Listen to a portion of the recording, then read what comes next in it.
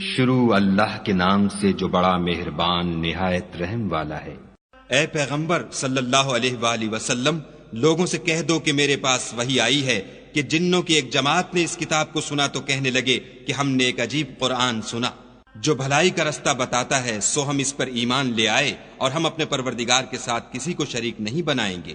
اور یہ کہ ہمارے پروردگار کی عظمت شان بہت بڑی ہے، وہ نہ بیوی رکھتا ہے نہ اولاد، اور یہ کہ ہم میں سے بعض بے وقوف خدا کے بارے میں جھوٹ افطرا کرتا ہے، اور ہمارا یہ خیال تھا کہ انسان اور جن خدا کی نسبت جھوٹ نہیں بولتے، اور یہ کہ بعض بنی آدم بعض جنات کی پناہ پکڑا کرتے تھے، اس سے ان کی سرکشی اور بڑھ گئی تھی، اور یہ کہ ان کا بھی یہی اعتقاد تھا جس طرح تمہارا تھا کہ خدا کسی کو نہیں جلائے گا، اور یہ کہ ہم نے آسمان کو ٹٹولا تو اس کو مضبوط چوکیداروں اور انگاروں سے بھرا ہوا پایا، اور یہ کہ پہلے ہم وہاں بہت سے مقامات میں خبریں سننے کے لیے بیٹھا کرتے تھے، اب کوئی سننا چاہے تو اپنے لیے انگارہ تیار پائے، اور یہ کہ ہمیں معلوم نہیں کہ اس سے اہل زمین کے حق میں برائی مقصود ہے یا ان کے پروردگار نے ان کی بھلائی کا ارادہ فرمایا ہے، اور یہ کہ ہم میں کوئی نیک ہیں اور کوئی اور طرح کے، ہمارے کئی طرح کے مذہب ہیں،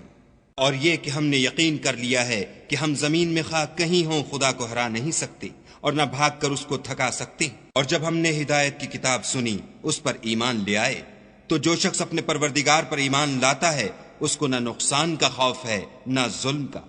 اور یہ کہ ہم میں بعض فرما بردار ہیں اور بعض نافرمان گناہ گار ہیں، تو جو فرما بردار ہوئے وہ سیدھے رستے پر چلے اور جو گناہ گار ہوئے وہ دوزخ کا ایندھن بنے۔ اور اے پیغمبر صلی اللہ علیہ وآلہ وسلم، یہ بھی ان سے کہہ دو کہ اگر یہ لوگ سیدھے رستے پر رہتے تو ہم ان کے پینے کو بہت سا پانی دیتے تاکہ اس سے ان کی آزمائش کریں، اور جو شخص اپنے پروردگار کی یاد سے منہ پھیرے گا وہ اس کو سخت عذاب میں داخل کرے گا، اور یہ کہ مسجدیں خاص خدا کی ہیں تو خدا کے ساتھ کسی اور کی عبادت نہ کرو۔ اور جب خدا کے بندے محمد صلی اللہ علیہ وآلہ وسلم اس کی عبادت کو کھڑے ہوئے تو کافر ان کے گرد ہجوم کر لینے کو تھے،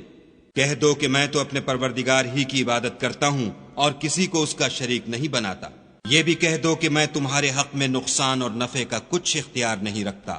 یہ بھی کہہ دو کہ خدا کے عذاب سے مجھے کوئی پناہ نہیں دے سکتا اور میں اس کے سوا کہیں جائے پناہ نہیں دیکھتا، ہاں خدا کی طرف سے احکام کا اور اس کے پیغاموں کا پہنچا دینا ہی میرے ذمے ہے، اور جو شخص خدا اور اس کے پیغمبر کی نافرمانی کرے گا تو ایسوں کے لیے جہنم کی آگ ہے، ہمیشہ ہمیشہ اس میں رہیں گے، یہاں تک کہ جب یہ لوگ وہ دن دیکھ لیں گے جس کا ان سے وعدہ کیا جاتا ہے، تب ان کو معلوم ہو جائے گا کہ مددگار کس کے کمزور اور شمار کن کا تھوڑا ہے۔ کہہ دو کہ جس دن کا تم سے وعدہ کیا جاتا ہے میں نہیں جانتا کہ وہ ان قریب آنے والا ہے یا میرے پروردگار نے اس کی مدت دراز کر دی ہے، وہی غیب کی بات جاننے والا ہے اور کسی پر اپنے غیب کو ظاہر نہیں کرتا، ہاں جس پیغمبر کو پسند فرمائے تو اس کو غیب کی باتیں بتا دیتا